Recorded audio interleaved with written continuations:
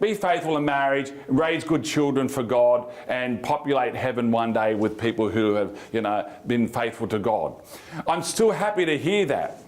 But I'm happy to hear even if people are just, living lay, single lives and trying to be faithful. And you're also happy if you hear about ex-students considering religious life or priestly life. That's fantastic. And trying to be faithful there as well. And I get not only happy, but I am also quite, ecstatic about it, because it's really going against the culture, the modern milieu that we live in. The modern society is telling young people, this is old-fashioned. This belongs to we now live in post-Christian societies, but this belongs to this belongs to a society which was hierarchical, patriarchal, sexist, oppressive, and have all these phobias. And so when you watch carefully modern television programs, they're really engaging in a subtle messaging to young people that, you don't have to be, you can be very happy without Christianity, without religion. The freedom from religion movement is growing as we speak. Not just freedom of religion, but freedom from religion is growing as we speak. So the mindset now of modern culture is that to raise kids without God, without morals, without the Ten Commandments, without religion, without church, without prayer, and pretend that they will be happy. This is done very subtly. Now I'm going to sound a little bit extreme here, but this began, if you watch the Brady Bunch from the 1970s, as I did, I watched every episode of the Brady Bunch. Put your hand up if you watched the Brady Bunch. Okay, put your hand up, keep your hand up if you found anything in it dangerous. Not really. But the interesting thing about the Brady Bunch is you never mention God once in any episode. That this is a blended family and, God's not part of the picture of their happiness. Okay? And it started there. And if you watch, for example, Disney Channel, as I do, not because I turn it on to watch it, because my kids are watching it and I'm watching them watching it, it's the same thing. God doesn't come through anywhere in the main programs. It's all about 13 and 14-year-olds, girls trying to find boyfriends when they're in year 7 and finding happiness through relationships like that as early as that, and it's beginning the pathway towards sexual experimentation and liberty and freedom in their lifestyles without marriage, commitment and God within that marriage. What's that? Yeah, that program, Girl Meets World. Did anyone watch that program on Disney Channel, Girl Meets World? It's about 2 girls in year 7 obsessed about having boyfriends. And that's just preparing mentalities. It's okay if you're 12 to start, getting boyfriends and what comes with that. And there's nothing about any rules or parental controls based on religion or the Ten Commandments or the church. There's a parent there who's the dad who's always made to be seen as daggy and extreme and old-fashioned, and we're moving away from that. Anyway. We're parents and we have children, and the first thing we need to realise, and I'm sure you do, is that children are a gift from God. And that's what the Psalm says. If you go to the Psalms, there's Psalm 127, which says the following: the children are a gift of the Lord, the fruit of the womb a reward. Blessed is he who has his quiver filled with them. He will not be ashamed when he speaks with his enemies in the gate. Now that's strange language, but it's typical Old Testament language for many centuries BC. Children are a gift from God, they're a reward, they're a blessing. And this is speaking to men and fathers in particular. Many children are like many arrows in your quiver. If you've got many arrows, you are strong, you're a warrior. And you will not be ashamed when you meet your enemies at the gate, because you got more children than them and you can defend your town. So that's praising the idea of many children. Now, I'm not emphasising that second part. I'm emphasising the first part. Children are a gift from the Lord, the fruit of the womb a reward. And that's how we have to, as a starting point, look at ourselves and our marriages and our families and shed any reluctance. This is more a point that I'll make to people who are about to get married. Reluctance of having children. I'd be very honest with you. When I was getting married, I was very nervous. I was very scared because I knew the theory, but I didn't know through experience the practical reality.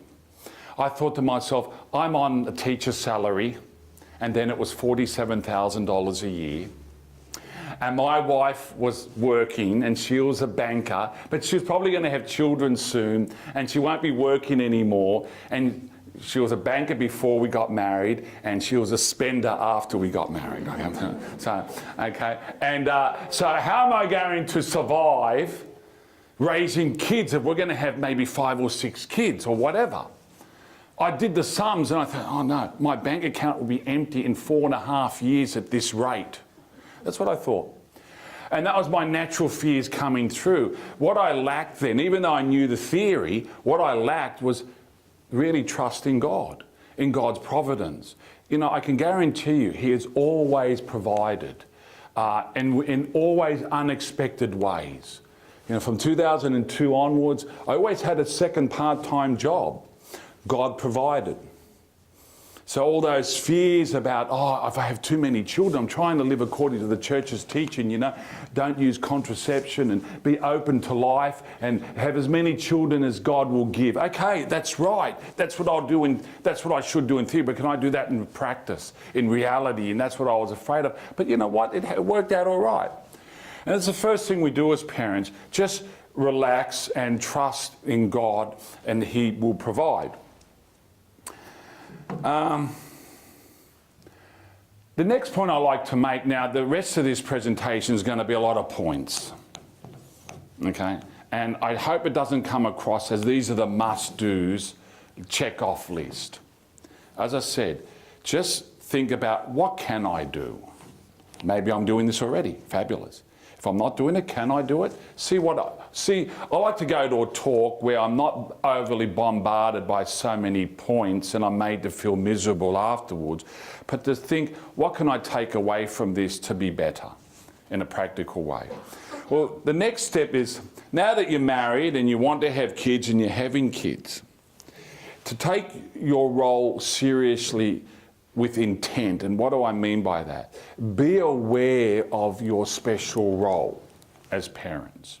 Don't just, like many people do, good people, they're married and they just plug along every day, and they know they're married and they're having kids and they believe in God and they're going to church and they're doing the right thing, but they don't have really an acute intent about their mission, their role and their mission. That your marriage is not something that's just natural. It's supernatural. It's something that God arranged from all eternity. He brought you together, you, that person, X and Y, yes, together. They're now morally one person, and that is a mission. And understand that as a mission, and live it out with intent. This is what God wants me to do in the world. And that's fabulous. And this is how I'm going to get to heaven, if I do this faithfully. And this is how I'm going to help my wife get to heaven.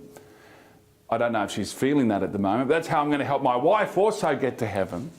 And we are brought together to raise children, not just for the prestige of my name, you know, Haddad from Photoscope and all that, okay.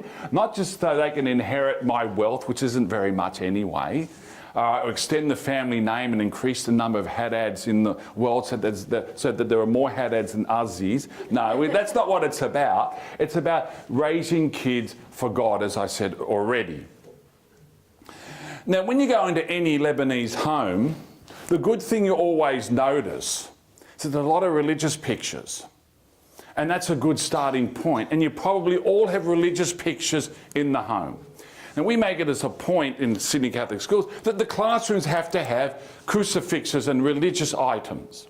We say it. Many schools, when you walk into the foyer, they have a whole, like, sacred space, as they say, there in the corner, and it's fabulous. Bible, rosaries, statues, pictures, and it's fabulous. That helps create an ambience. You need this, that's the starting point. Now, I let you know on a little secret here. This is my own experience. I had been engaged twice before I was engaged and married my wife. The second time I was engaged was a girl here in Sydney, and she was a Lebanese girl born in Lebanon, and she was living in Padstow with her uncle and auntie. And when you go into the house, it was full of religious pictures. You couldn't believe it. More religious pictures than any monastery or church you'll ever see.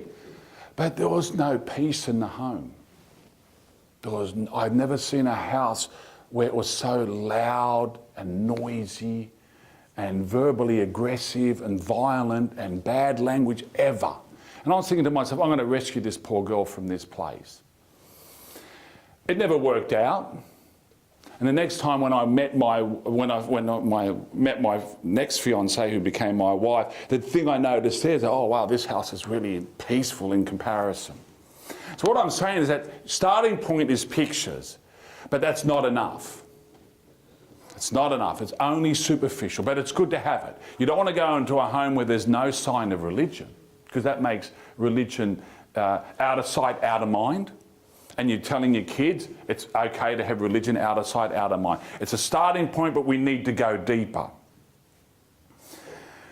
The next step to go deeper is our conversation in the home.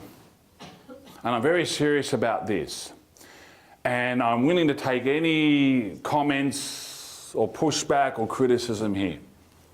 Our conversation in the home is very important, because that's building the atmosphere. I'm conscious that the home has to be a type of temple in a sense. And you invite the presence of God in your home through your conversation and your prayer. The conversation, are you talking about God at home in front of your kids as a natural, normal, everyday thing? That's important to do that. Talking about God or Jesus Christ or the Virgin Mary or the saints or the church.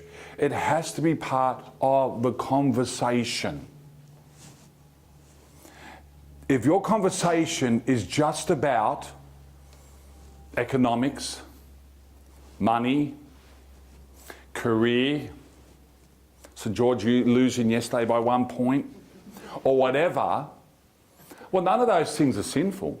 None of those things are wrong. But if your conversation is just stuck in worldly material things, then you're creating a spiritual desert in the home. And you're subtly telling your kids what is most important in life are these material sporting things. Now, they're okay. They are important to some extent, but there's a limit. You've got to put a limit. You can never give the impression that they are the priority, that they are the main game. Where I know enough families, remember I come from Photoscope, I know enough families who are very, very wealthy. But there's a great sadness because they lack the wealth of God in the conversation, in the life in the home.